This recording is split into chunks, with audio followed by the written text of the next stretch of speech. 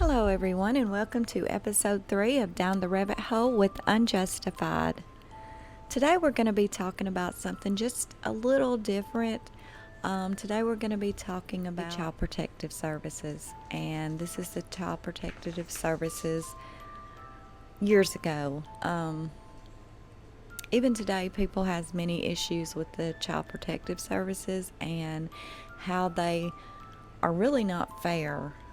And I have to say, I agree with that 100%. I believe Child Protective Services is one of those organizations that really needs to be checked into a whole lot deeper. I've actually had to deal with them and know it was not my own children before that even gets started.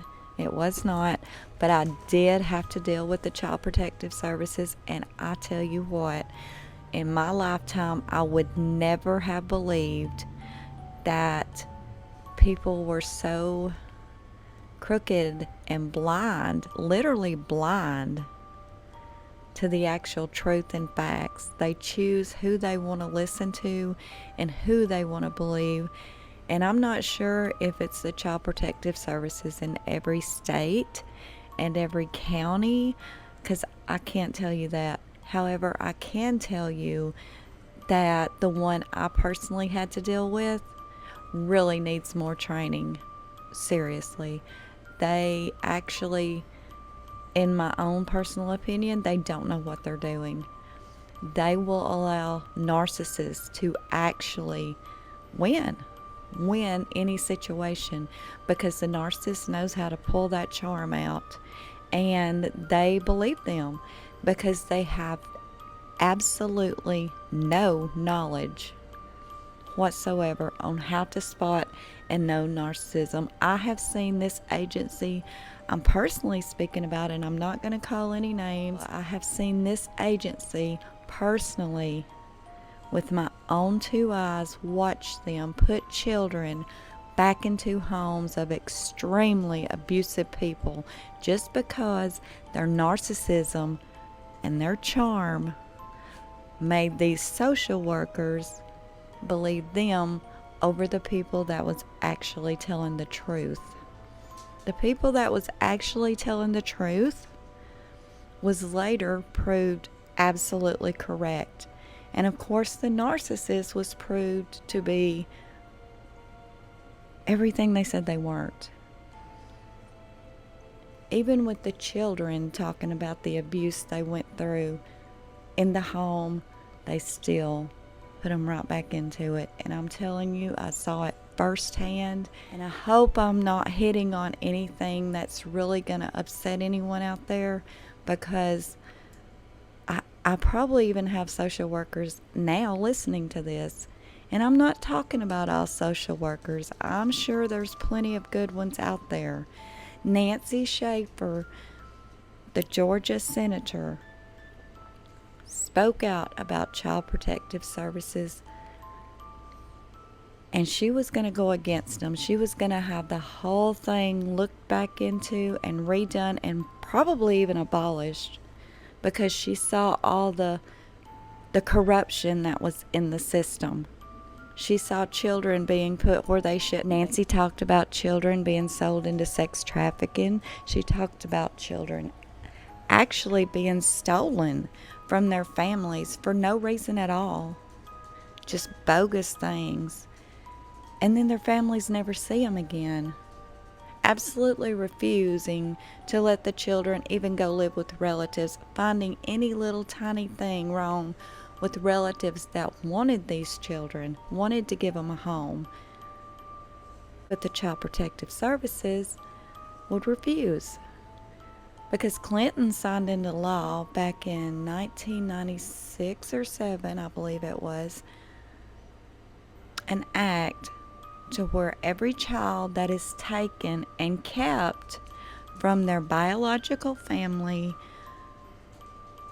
the Child Protection Services gets bonuses and awards for this, for adopting these children out to strangers. And this is all true. You're welcome to fact check me on this. And it's a corrupt system. It is highly corrupt. Now, I understand there's many children out there that need this service, but it needs a revamp, and it needs one terribly bad. And it has for years. I'm sure there's social workers listening to me right now. I'm sure there's people that's going to disagree with me, but as well as I believe there's many of you out there that's going to absolutely agree with me. And you could be going through the same thing. And if you are, my heart literally goes out to you. Literally. Because I've been there. And no, it wasn't for my kids, but I will just say I have been there. And it's totally unfair. But we're going to get into the story that we're talking about today. Going to be talking about a lady named Georgia Tann. Not sure if any of you's ever heard of her, but she is very evil. And she was a social worker for Child Protective Services. In 1913, Georgia Tann graduated from Martha Washington College in Virginia with a degree in music.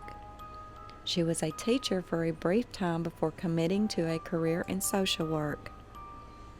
In 1920, she took advantage of her father's role as judge of the Mississippi Second Chancery District Court in the absence of laws regarding adoption.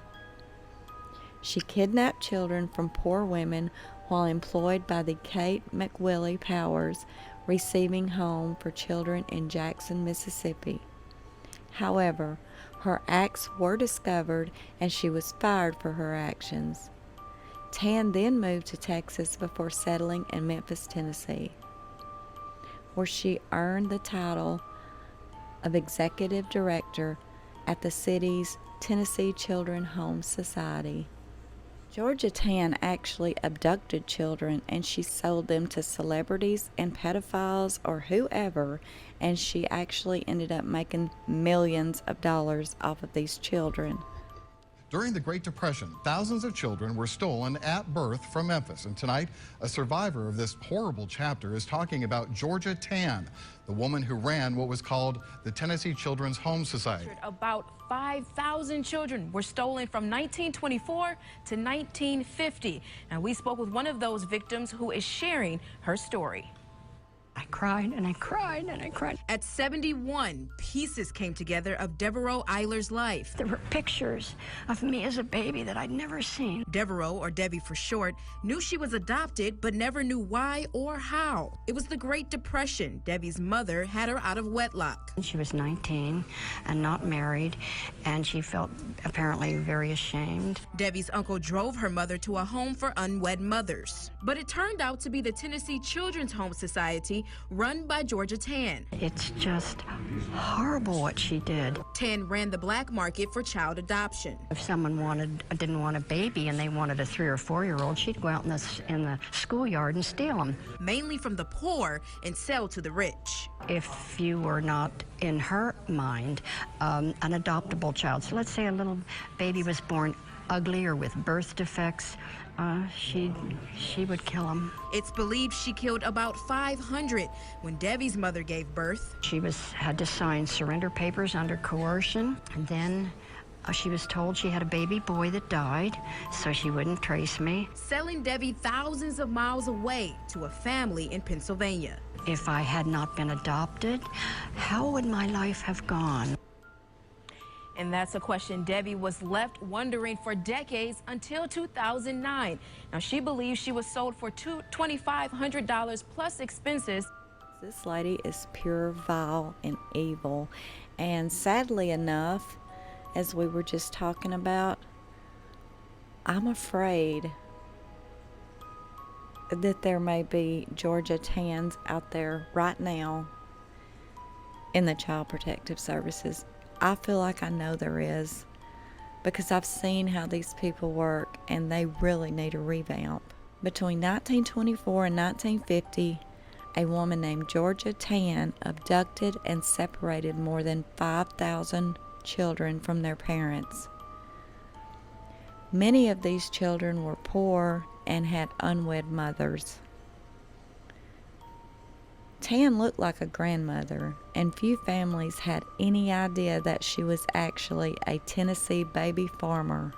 During her time working at the Tennessee Children's Home Society, she and her network of social workers that she called spotters would search for children to pull into their operation.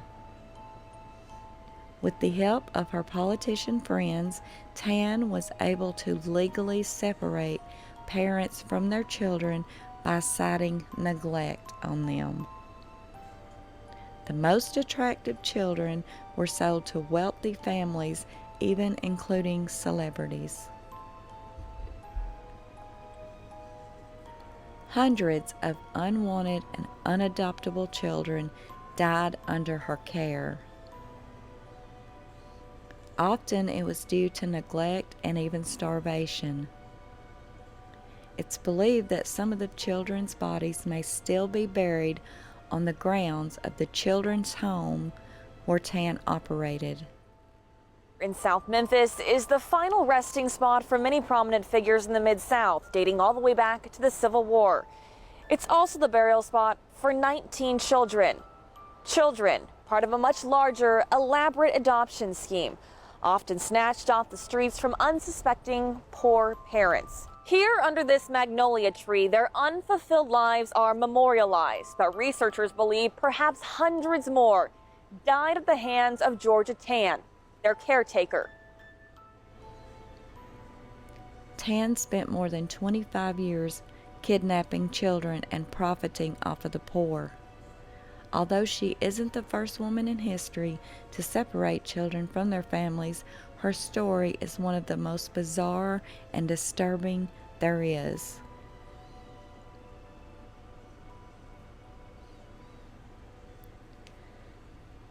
Some of the children in Tann's care suffered greatly, both before and after they were placed with their adoptive parents. Barbara Bysance actually wrote a book, The Baby Thief and the Untold Story of Georgia Tann. Tann allegedly molested some of the girls she abducted. She sold teenagers to single men who were possible pedophiles. She ordered older kids to sit on men's lap and say daddy.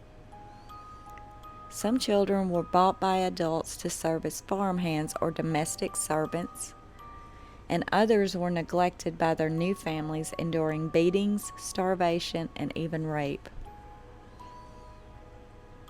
One of the children that she sold was Jim Lambert.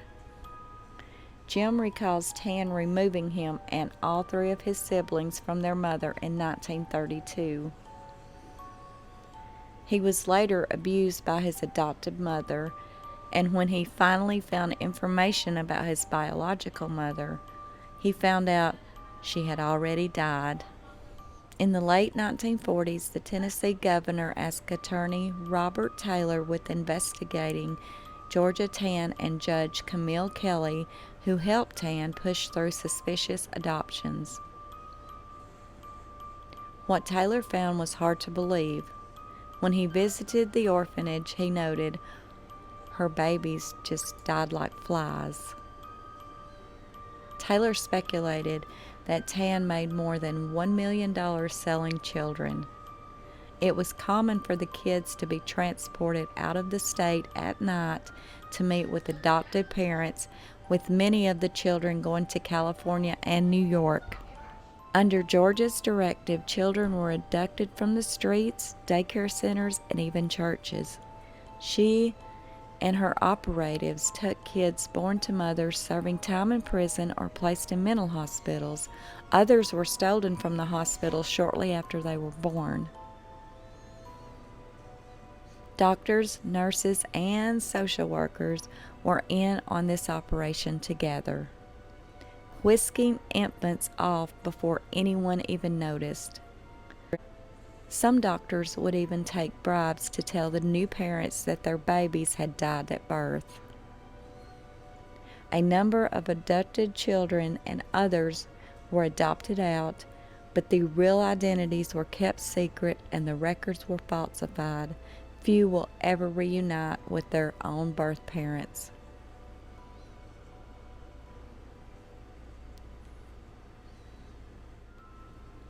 While Georgia was an executive director of the Tennessee Children's Home Society, numerous children died under her care. At the time, the infant mortality rate in Memphis was considerably larger than anywhere else in the United States. It is believed as many as 500 children died to disease, inadequate care, and abuse.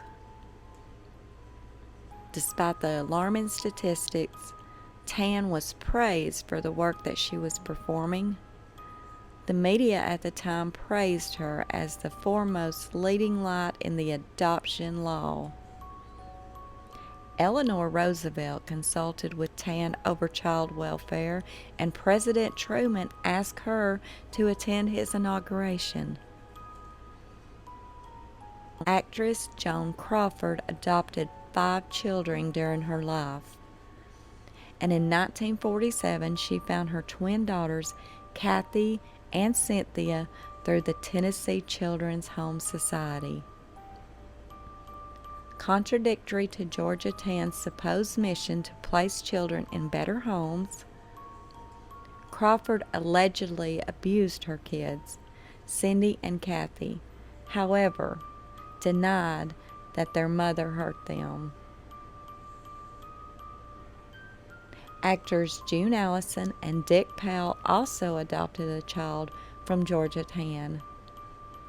So did actress Lana Turner and Mary Pickford, writer Pearl Buck, and New York Governor Herbert Lehman.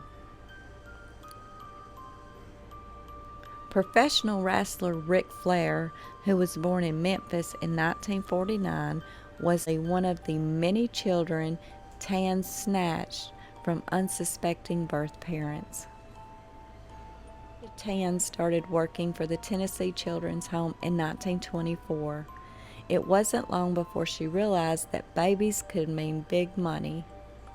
She developed a marketing strategy and paid for ads in newspapers to entice prospective parents. In one advertisement that she placed around the holidays, she used beautiful blonde babies. They would look up beamingly as the words, "You want a real live Christmas present?" which lured in potential buyers. In another ad from 1935, an adorable little boy holds a ball and the caption reads, "Yours for the asking." George wants to play catch, but he needs a daddy to complete his team.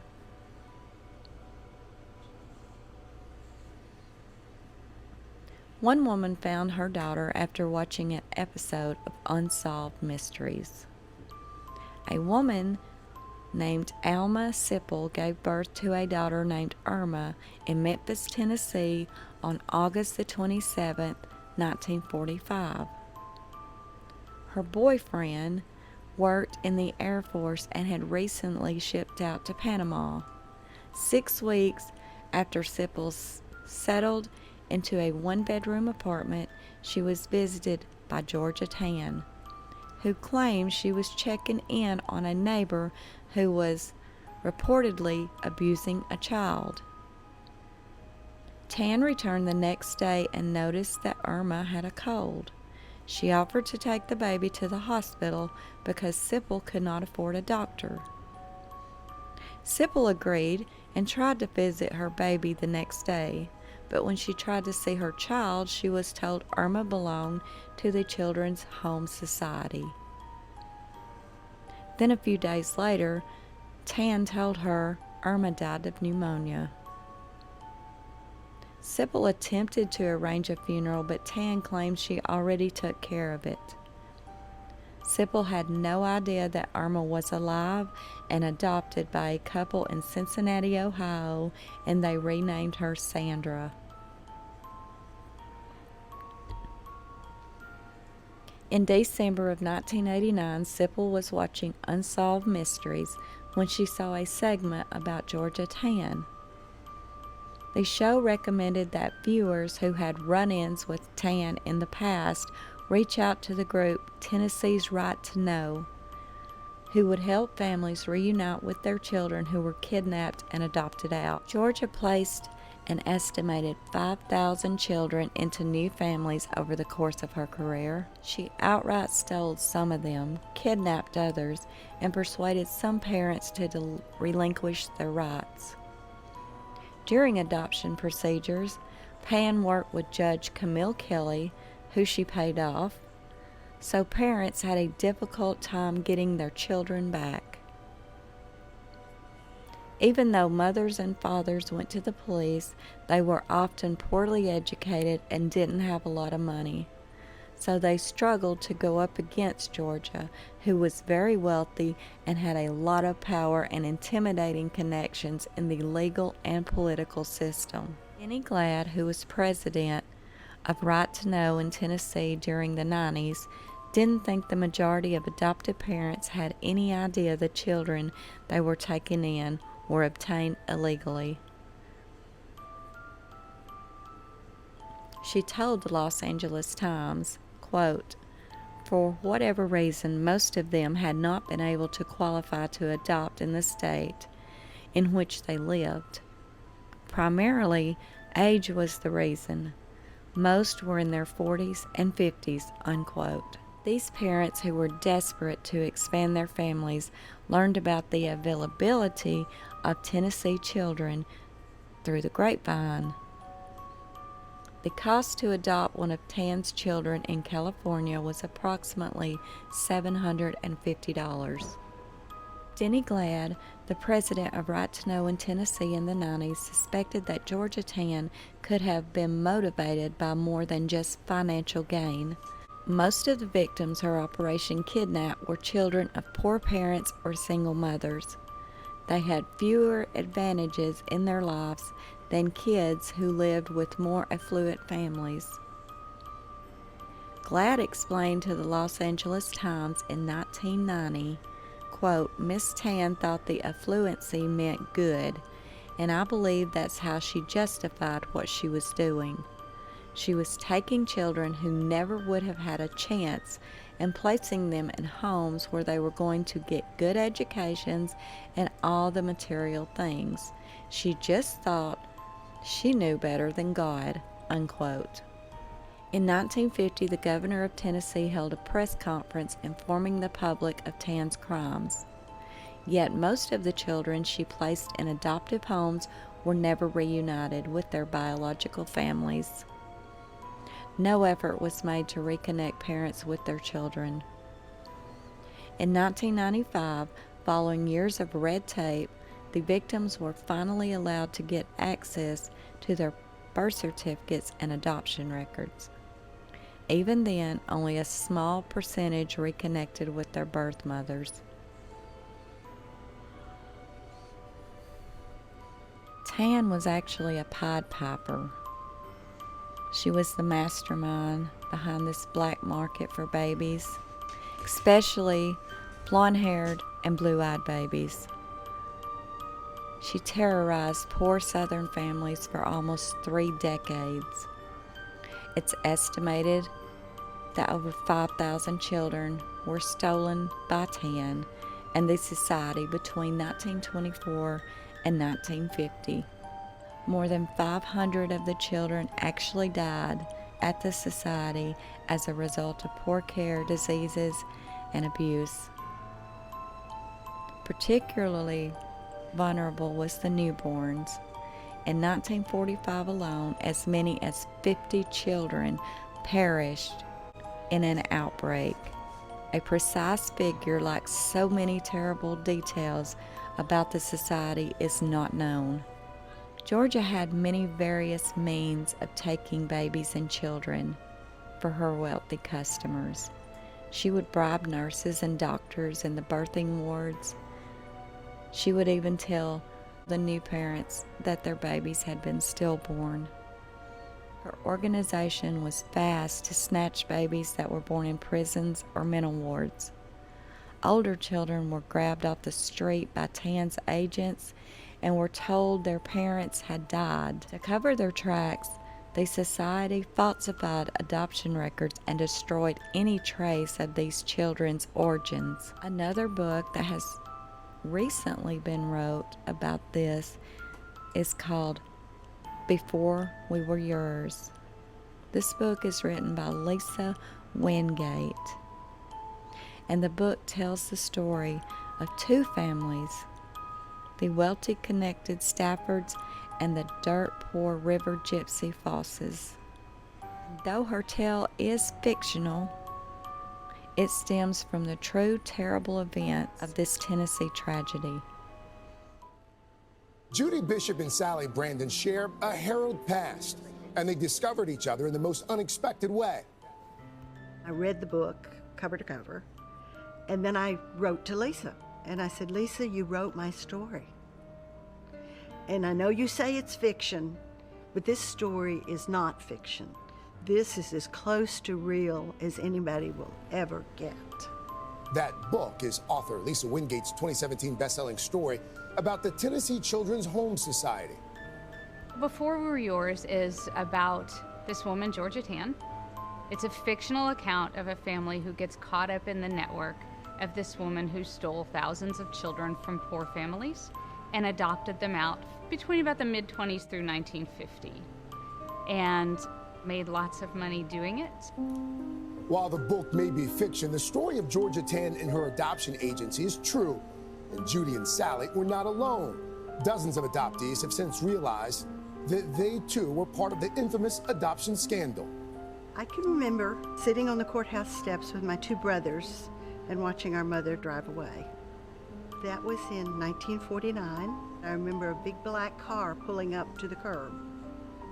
And this sweet little old lady got out of the car and she said, "Come with me, children." And that was Georgia Tann. I was 3.5 years old. Sally's older brothers were immediately adopted while she stayed in Tann's orphanage for 6 weeks before she too was adopted.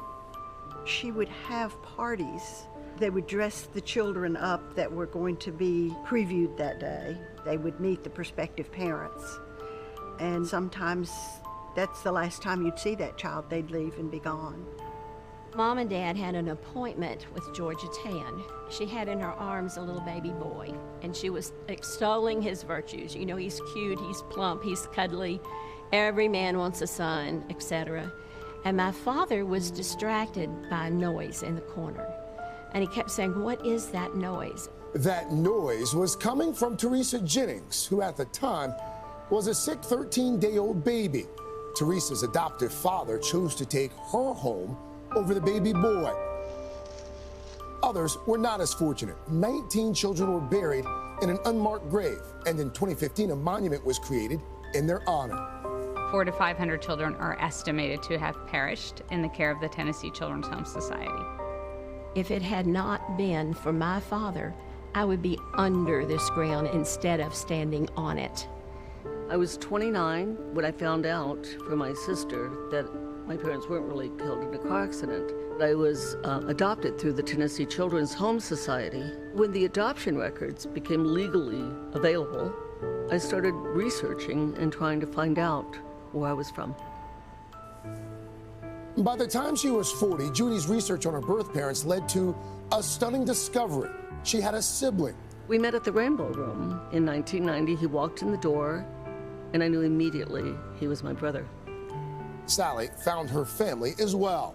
In 1988, her brother George joined her on the same steps where their mother left them 40 years earlier.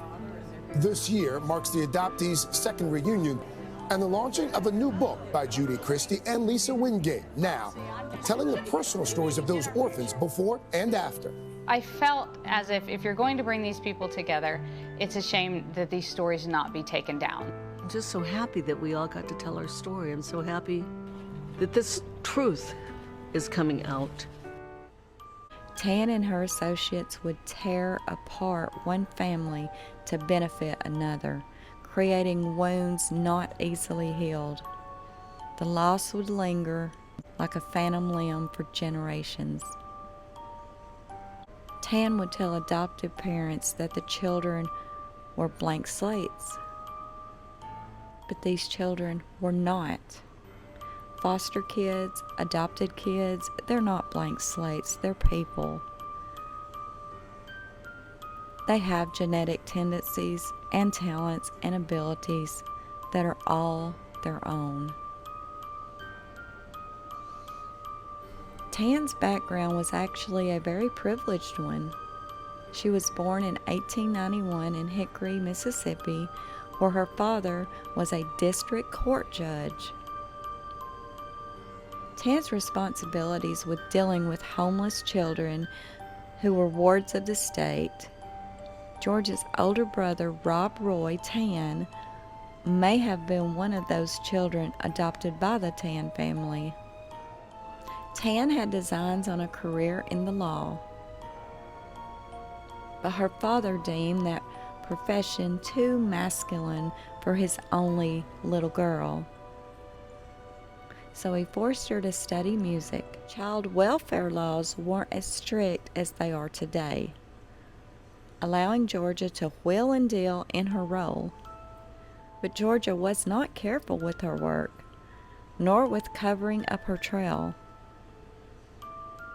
And at least one birth parent sued for the return of their child.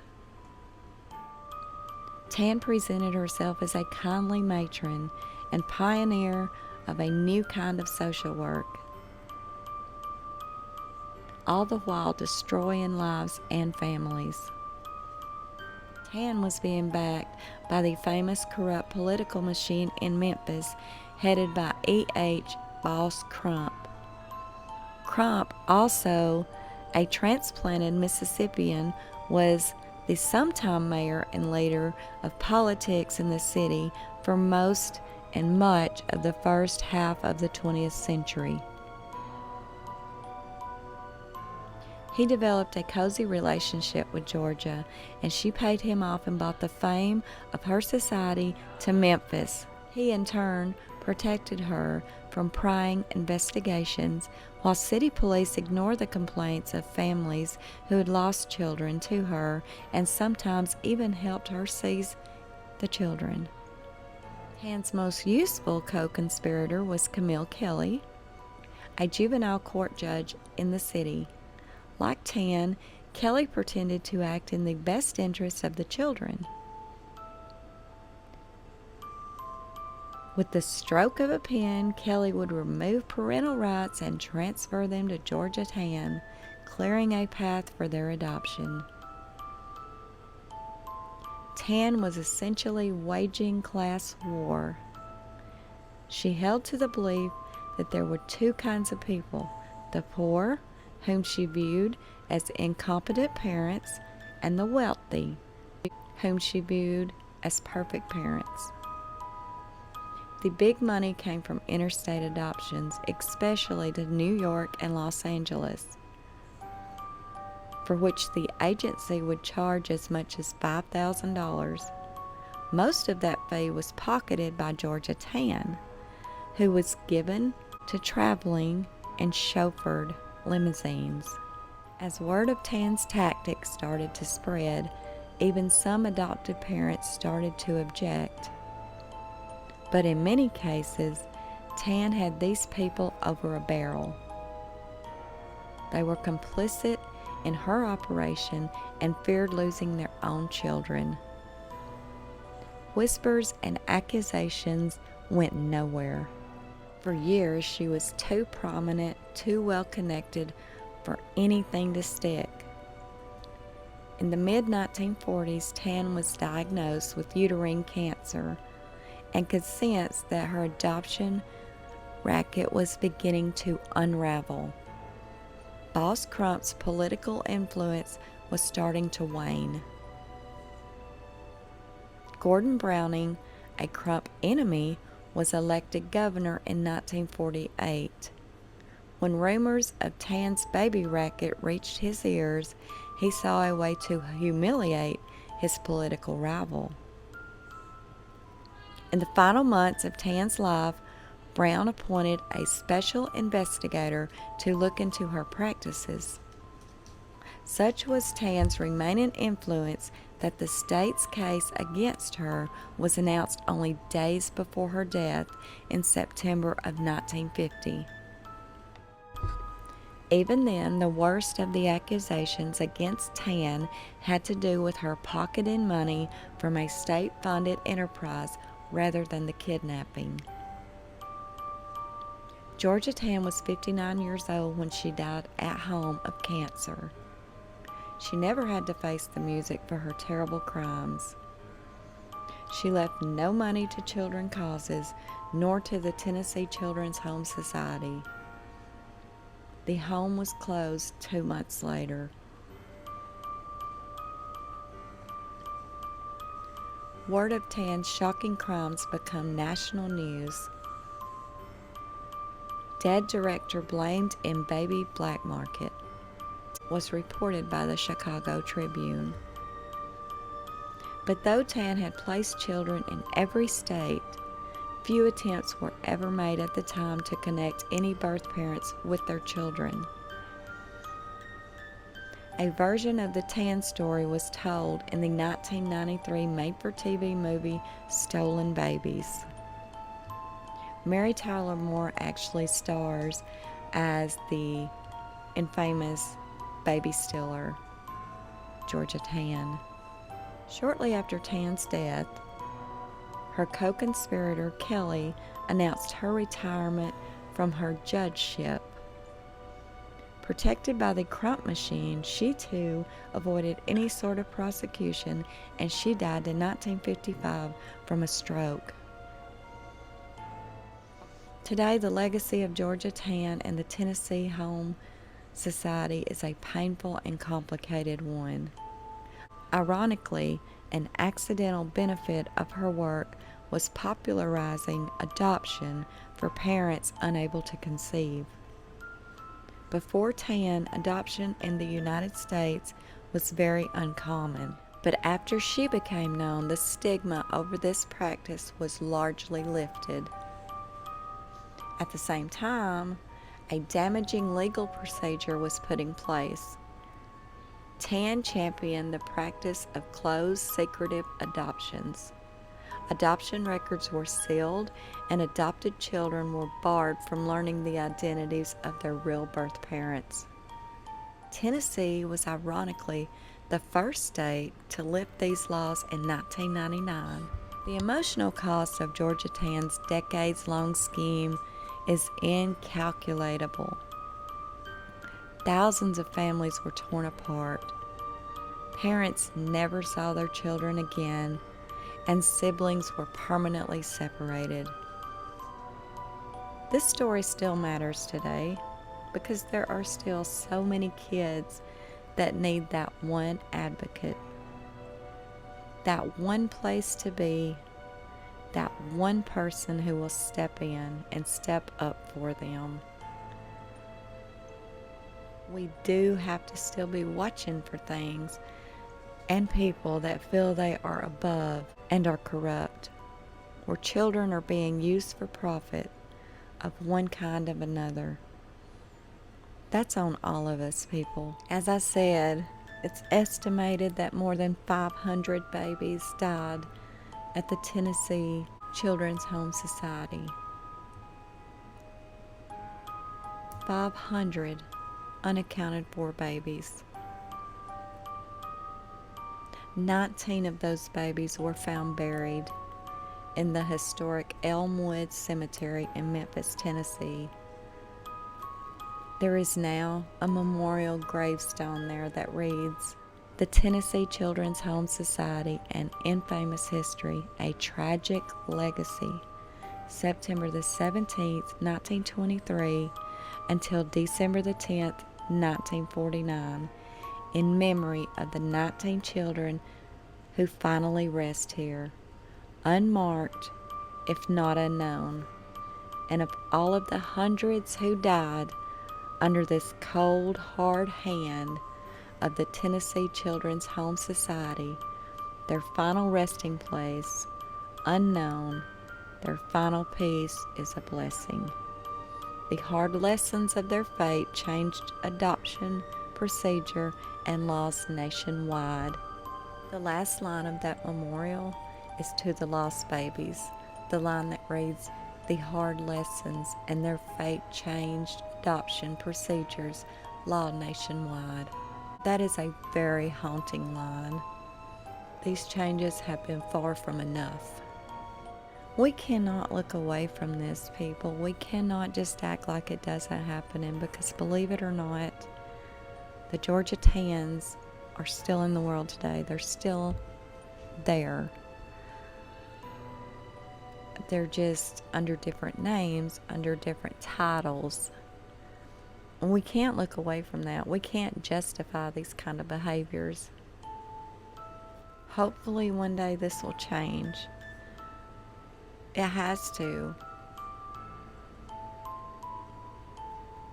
It's happening now. It's happening everywhere. But there again, it's the unknown, the unheard, and the unseen. And most of the time, it is the poor families, and not just poor families. It's the dysfunctional families, the families with the drug addiction. And drug addiction is running so deep today. Everybody knows at least one person that's been hit with drug addiction, with alcoholism, with something to the effect. Like, there's not one family out there untouched. There's not. I wish there was, but there isn't, and it's only getting worse. And most of the time, the one that pays the price is the children. They're taken away, and even when other family wants to step in and help the children, then these social workers, they'll find reasons why they can't. Any little thing. And it's got to stop. I'm not here to change nobody's mind. I'm not here to say anything against anyone. And as I said, I'm sure there's social workers listening to this right now. And all social workers aren't bad. There's many out there that are good. But there's also many that just does it for the paycheck. Does it for the bonus. They can go home and they can sleep at night knowing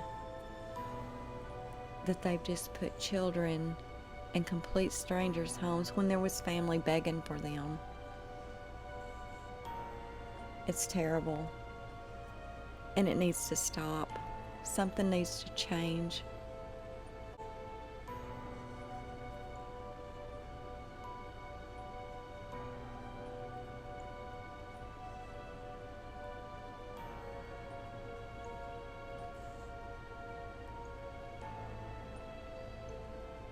I'm going to leave you with the clip from the lady I was talking about at the beginning of the video. Her name is Nancy Schafer. She was the Georgia senator. She actually spoke out against Child Protective Services and had planned to have them deeply investigated. However, shortly after she made this speech, she was found murdered in her home.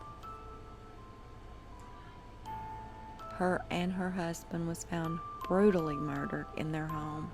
Till this day, they've never found the person that murdered Nancy Schafer or her husband. There's so many speculations out there that says that it was hired hit because she was going to turn state's evidence against Child Protective Services. I don't know, but that is big speculation and very interesting to say the least. They're out there. I'm actually a member of many Facebook groups about child protection services, corruption, because I promise you it's there. Okay, guys, I'm going to get off of this, and you guys have a great evening. Think about what we've talked about, and I'd love for you to watch this clip of Nancy Schafer and tell me what you think about what we've talked about today. This is all true. Georgia Tann was a very evil lady, and there's many Georgia Tanns still out there today. Honestly, I think I may have met a quote-unquote Georgia Tann during my situation that I went through. And no, it wasn't about my children again, but Just saying, I think I met one, and I think I know a county that's pretty corrupt with Georgia Tanns. Have a good day, everyone. Until next time, Unjustified Down the Rabbit Hole. I have been confronted with families struggling to remove their children from the clutches of Child Protective Services. I wrote a scathing report last year on the corruption in Child Protective Services, and an update and copies are out on the table. During the last session of the Georgia General Assembly, I introduced Senate Bill 415 relating to juvenile proceedings, and copies of that bill are attached to the report on the tables. The Bill 415 called for the time allotted for the Department of Human Resources to provide emergency care to a child without a court order to be reduced from 7 days to 72 hours. It required a court order to enter the residence of a parent or guardian to seize a child. It called for family court to be open to the public. Confidentiality and secrecy in family court protects the wrong people. It provided that immunity in the system shall not extend to the seizures of children that are found to be in violation, nor to the administration of medication to a child over the objection of the parent or custodian, and it provided the state from applying for obtaining, receiving, or accepting adoption incentive payments under the Federal Adoption and Safe Families Act of 1997. The Department of Child Protective Services has become a protected empire built on taking children and separating families. This is not to say that there are not those children who do need to be removed from wretched situations and need protection. However, my report is concerned with the children and parents caught up in legal kidnapping. Having worked with probably 300 cases statewide and hundreds across the country, and in nearly every state, I am convinced there is no accountability in Child Protective Services. I have come to several conclusions. 2 or 3 are: 1, that poor parents, not always, but oftentimes, are targeted to lose their children because they do not have the wherewithal to hire an attorney and fight the system. That caseworkers and social workers are very often guilty of fraud. They withhold and destroy evidence. They fabricate evidence, and they seek to terminate parental rights unnecessarily. That the separation of families and the snatching of children is growing as the business grows because state and local governments have grown accustomed to having these taxpayer dollars to balance their ever-growing budgets. That the bureaucracy is huge. Look at who is getting paid. State employees, attorneys, court investigators, guardian ad litems, court personnel and judges. There are psychologists, therapists, psychiatrists, counselors, foster parents, adoptive parents, and on and on. All are looking to the children in state custody to provide job security. That the Adoption and the Safe Families Act, set in motion first in 1974 by Walter Mondale and later in 1997 by President Bill Clinton, offered cash bonuses to the states for every child they adopted out of foster care. In order to receive the adoption incentive bonuses, local child protective services would need more children. They must have merchandise that sells, and they must have plenty so the buyer can choose.